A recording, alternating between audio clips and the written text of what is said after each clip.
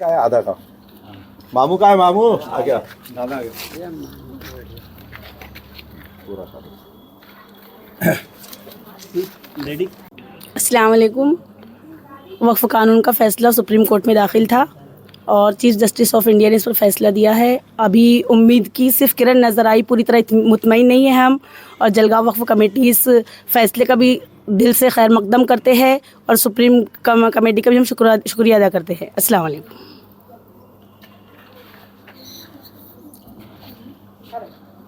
Supreme फैसला आया है और उस पर जश्न मना रहे हैं आप लोग, तो इसके बारे में आप क्या सोचते हैं आगे और क्या आपको उम्मीद है?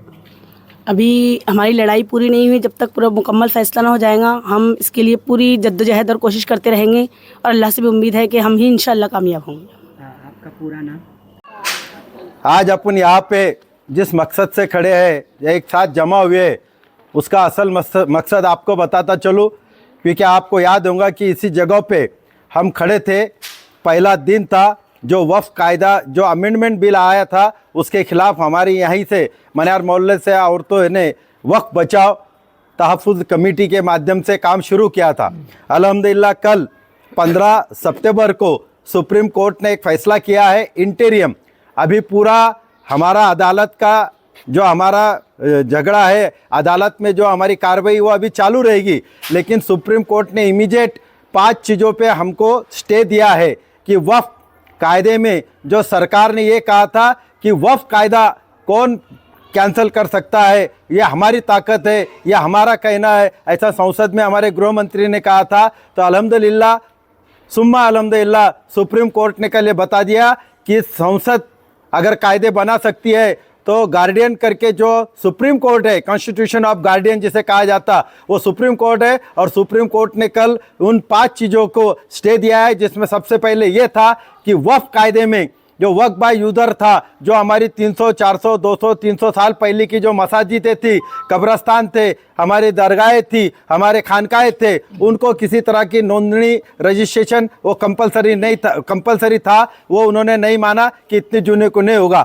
दूसरा उन्होंने कहा कि हर एक मुसलमान अपनी जायदाद को वक्फ कर सकता है, जिसके लिए ये ज़रूरी नहीं कि वो 5 साल का प्रैक्टिसिंग मुसलमान होना चाहिए। ये हमारे पे उन्होंने बहुत बड़ा ये लगा दिया था कि मुसलमान होना चाहिए, लेकिन 5 साल वो दीनदार होना चाहिए। अब उसकी डेफिनेशन कैसी हो, नमाजी होना चाहिए, रोज़ेदार होना चाहिए, ज़काती होना चाहिए, हज होना चाहिए, इसलिए वो भी हटा दी सुप्रीम कोर्ट ने।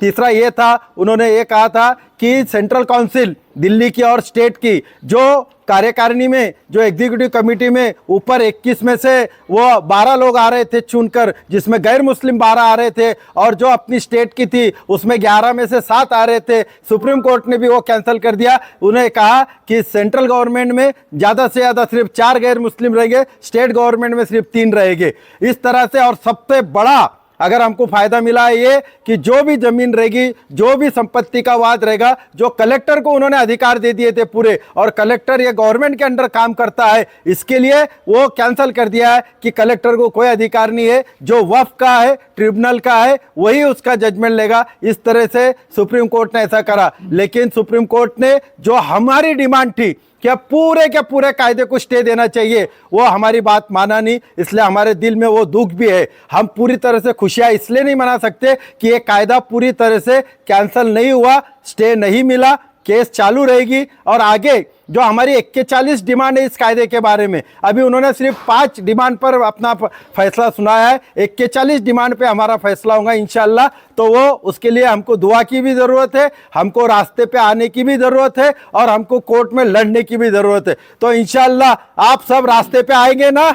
इंशाअल्लाह। जोर से बोलो, रास्ते पे आके लड़ाई करेंगे ना अपन? इंशाअल्लाह। और कोर्ट की लड़ाई मुस्लिम पर्सनल लॉ बोर्ड लड़ रहा है, हम उसको साथ देंगे ना इंशाअल्लाह? इंशाअल्लाह। तो ये थी, इसलिए आपको साथ में आना था, आपको ये जश्न भी मनाने का है, अल्लाह का शुक्र भी अदा करने का है, क्योंकि हम मुसलमान हैं, हम ईमान वाले हैं। हमारा ईमान ये कहता है कि ना उम्मीदी कुफ्र है, हमारे को अल्लाह की दात से उम्मीद रखना चाहिए कि अल्लाह ताला जरूर हमको कामयाब करेगा। कोशिश फर्ज है, कोशिश के लिए हमको रास्ते पे आना फर्ज है, कोशिश के लिए हमको कोर्ट में जाना फर्ज है। इसलिए आज अपन यहाँ पे एक साथ जमा हुए हैं। अभी हमारी कुछ माए बहनें भी अपना बाइट देंगी, और उसके बाद हम एक दूसरों को खुशी का इजहार करते हुए पेड़े बांटेंगे यहाँ पे। आपको और जिसको जिसको कहना इंशाल्लाह कहना। अभी कुछ अपन यहाँ पे स्लोगन कहेंगे, आप उसके पीछे कहते रहना।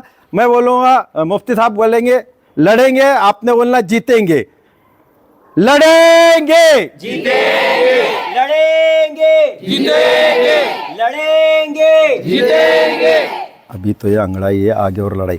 अभी तो ये अंगड़ाई है, आगे और लड़ाई, ऐसा बोलना आपने। अभी तो ये अंगड़ाई है, आगे तो लड़ाई है, अभी तो ये अंगड़ाई है, आगे तो लड़ाई है, अभी तो ये अंगड़ाई है, आगे तो ये लड़ाई है, अभी तो ये अंगड़ाई है, आगे तो लड़ाई है। ऊपर करने का बोलो, तुम्हारे बोलो ताओ।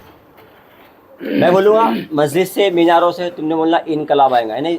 जोर से बोलना बेटा, हाथ ऊपर करना जरा। इनकलाब बोलना है। हाँ, मस्जिद से मीनारों से इनकलाब आएगा, मस्जिद से मीनारों से इनकलाब आएगा, खेल के मैदानों से इनकलाब आएगा, खेल के मैदानों से इनकलाब आएगा, सड़कों से गलियारों से इनकलाब आएगा, सड़कों से गलियारों से इनकलाब आएगा, और हमारे इत्तेहाद से इनकलाब आएगा, और हमारे इत्तेहाद से इनकलाब आएगा। अब जिंदाबाद बोलना। All India Muslim personal law board जिंदाबाद, जिंदाबाद, मुस्लिम पर्सनल लॉ बोर्ड जिंदाबाद, जिंदाबाद, all India Muslim personal law board जिंदाबाद, जिंदाबाद। वो वफ बचाने निकले। हाँ, अब बोलना, आओ हमारे साथ वक्फ बचाने निकले हैं, आओ हमारे साथ चलो, हम वक्फ बचाने निकले हैं, आओ हमारे साथ चलो, मस्जिद को बचाने निकले हैं, आओ हमारे साथ चलो, दस्तूर बचाने निकले हैं, आओ हमारे साथ चलो, हम मुल्क बचाने निकले हैं, आओ हमारे साथ चलो, हम मदरसे बचाने निकले हैं, आओ हमारे साथ चलो, हम मुल्क बचाने निकले हैं, आओ हमारे साथ चलो, हम वक्फ बचाने निकले हैं, आओ हमारे साथ चलो, हम वक्फ बचाने निकले हैं, आओ हमारे साथ चलो। अभी बाइट